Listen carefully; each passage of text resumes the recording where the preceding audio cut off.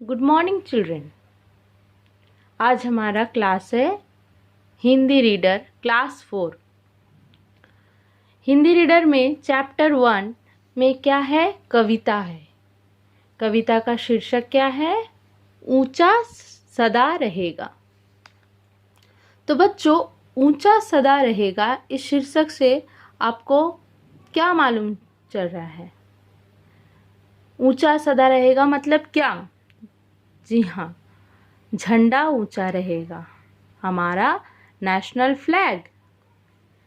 हम आज अपने राष्ट्र झंडा के बारे में ही पढ़ेंगे।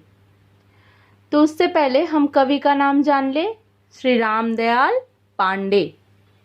इस कविता के कवि का नाम है श्री रामदयाल पांडे। उनका कवि परिचय क्या है? उनका जन्म सन 1915 ईस्वी में स्थान बिहार के शाहपुर जिले में शाहपुर पट्टी गांव में हुआ था। तो कवि बिहार के निवासी थे। उनका साहित्य परिचय क्या है? उनका साहित्य परिचय कवि रामदयाल पांडे जी राष्ट्रभाव के महान कवि थे। उन्होंने साहित्य को लिखा ही नहीं बल्कि उसे जिया भी है। कविताओं को अपने जीवन में इस प्रकार उतारा कि वे रोते सोते जागते साहित्य के बारे में ही सोचते रहे। उन्होंने आदर्श कवि होने के साथ साथ स्वतंत्रता सेनानी की भूमिका भी निभाई। उन्होंने अनेक वर्षों तक अपनी साहित्य रचनाएं भी करते रही। उन्होंने प्रमुख पुस्तकें लिखी। उनका नाम हम यहाँ लिखे हैं, जैसे मनवंतर, नवोदय, पुस्तकालय, परिषद पत्रिका इत्यादि। उनमें से एक राष्ट्र भावना का कविता है जो आज हम पढ़ेंगे, ऊंचा सदा रहेगा। परंतु दुर्भाग्यवश मृत्यु उनकी 87 वर्ष में ही 2002 वर्ष में उनका देहांत हो गया।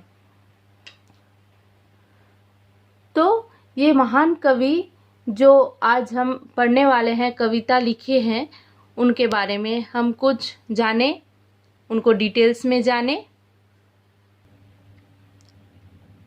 तो आइए शुरू करते हैं। ऊंचा सदा रहेगा। हिंद देश का प्यारा झंडा ऊंचा सदा रहेगा, ऊंचा सदा रहेगा, ऊंचा सदा रहेगा। इसका मतलब हिंद मतलब हिंदुस्तान। हिंदुस्तान देश का प्यारा झंडा क्या है? हमारा नेशनल फ्लैग ऊंचा सदा रहेगा। हमारे झंडे हमेशा ऊंचा रहेगा, झंडा ऊंचा रहेगा, वह हमेशा सदा के लिए ऊंचा रहेगा, हमेशा आसमान में फहराता रहेगा। केसरिया बल भरने वाला, सादा है सच्चाई, हरा रंग है हरी हमारी धरती की अंगड़ाई। कहता है यह चक्र हमारा, कदम न कभी रुकेगा, हिंद देश का प्यारा झंडा ऊंचा सदा रहेगा। यहाँ एक शब्द है केसरिया। केसरिया का मतलब केसर का रंग जो है यहाँ, यह ऑरेंज कलर, सैफरन, इस रंग को कहा गया है केसरिया। हमारे नेशनल फ्लैग में जो सबसे पहले ऊपर में जो रंग रहता है वह है केसरिया रंग। वह किसके प्रतीक है? बल के प्रतीक है। केसरिया रंग हमको क्या देते हैं? बल देती है, बल भरने वाला। सादा है सच्चाई। सादा का मतलब ये सफेद रंग, ये किसका प्रतीक है? सच्चाई के प्रतीक। हरा रंग है हरी हमारी धरती की अंगड़ाई। हरा क्या है? हमारी धरती, हमारी पूरी धरती, हमारे खेत, हमारे वन, ये सब हमारी धरती का अंश है। और अंगड़ाई का मतलब अंगड़ाई की क्रिया, 7 अंगों को तनना, मतलब आपको अंगड़ाई आती है ना, जो अपने अंगों को तनना, मतलब खूब खींचते हैं। तो मतलब पूरी धरती को किस प्रकार से खींचा हो, मतलब पूरी धरती को हम कैसे हम देखते हैं, पूरी धरती की हरियाली, इसी को सुंदर तरीके से कवि की भावनाओं में लिखा है कि हरा रंग है हरी हमारी धरती की अंगड़ाई। पूरी धरती किस प्रकार पूरी हरी भरी है। कहता है यह चक्र हमारा, यह चक्र हमें क्या कहता है, कदम न कभी रुकेगा। इसका मतलब ये चक्र जो हमें दिख रहा है, इसके जो ये लकीर है, ये कितने हैं आपको मालूम है, ये लकीर है 24 लकीर है, का मतलब 24 घंटा। 24 घंटा हमारा कदम नहीं रुकेगा, कभी नहीं रुकेगा। हम हमेशा चौकन्ना रहेंगे। हमारी सेना बॉर्डर पर चौकन्ना रहा है, हमेशा हमारे देश की रक्षा करने के लिए चौकन्ना वहाँ कदम से कदम मिला के खड़े हैं।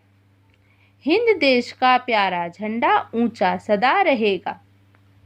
फिर वही हिंदुस्तान का प्यारा झंडा हमेशा ऊंचा लहराता रहेगा। ये स्टैंजा हो गया। नेक्स्ट है, शान हमारी यह झंडा है। हमारी शान क्या है, हमारा झंडा, हमारा नेशनल फ्लैग। शान हमारी यह झंडा है, यह अरमान हमारा। अरमान का मतलब क्या है, अरमान मतलब इच्छा, हमारी इच्छा है ना, हमको अच्छा लगता है ना कि हमारी झंडा हमेशा फहराते रहे, पूरे दुनिया भर में हमारी झंडा को फहराया जाए, हमारे देश हर जगह फर्स्ट आए, हर जगह उनकी उन्नति हो। नेक्स्ट है, यह बल पौरुष है सदियों का, यह बलिदान हमारा। यह बल पौरुष मतलब, बल पौरुष मतलब क्या है, पुरुषों की शक्ति, पुरुषों का बल सदियों से है। सदियों मतलब सैकड़ों वर्ष पहले, बहुत दिनों से, बहुत दिनों की बात है, जो हमारी बल पौरुष है, जो हमारा बलिदान दिया गया है, हमारी राष्ट्र सेनानी, हमारे राष्ट्र के लिए बलिदान देने वाला भगत सिंह, महात्मा गांधी जी, जो भी है, हमारे भारत को स्वाधीनता दिलाने के लिए जो युद्ध किए थे, उनको कहा गया है बल पुरुष है सदियों का, यह बलिदान हमारा। जीवन दीप बनेगा, यह अंधियारा दूर करेगा। जीवन दीप वह हमारी बनेगा और अंधियारा को भी और अंधेरा को भी दूर भगाएगा। हिंद देश का प्यारा झंडा ऊंचा सदा रहेगा। फिर से हो गया, हिंदुस्तान का प्यारा झंडा हमेशा ऊंचा रहेगा। ये स्टैंजा भी हो गया। थर्ड स्टैंजा में, नहीं चाहते इस दुनिया में अपना राज्य जमाना। कोई इस दुनिया में राज्य जमाना नहीं चाहता है, किसी से भेदभाव नहीं करना चाहता है, किसी को असम्मान नहीं करना चाहता है। सब हम एक हैं, हम एक ही प्रभु के बेटे हैं। तो हमारा मालिक एक ही है, हमारा ईश्वर भगवान सबका एक ही है। तो इस दुनिया में अपना राज्य जमाना हम नहीं चाहते हैं, कोई राज्य जमाना इस दुनिया में नहीं चाहते। औरों के मुंह की रोटी खा जाना, कोई किसी से हिंसा नहीं करना है, किसी की रोटी नहीं लेना है, मतलब किसी से झगड़ा नहीं करना है, किसी को से ईर्ष्या नहीं करना है। सब हम मिल के एक साथ रहने वाले हैं। हम भारतवासी जो है सब मिलजुल के रहते हैं। हर धर्म के लोग हम एक साथ एक ही परिवार जैसे रहते हैं। सत्य न्याय के लिए हमारा लहू सदा बहेगा। सत्य, सच्चाई के लिए, न्याय के लिए हम हमेशा लहू सदा बहाएंगे। कभी भी अन्याय का सपोर्ट नहीं करना है।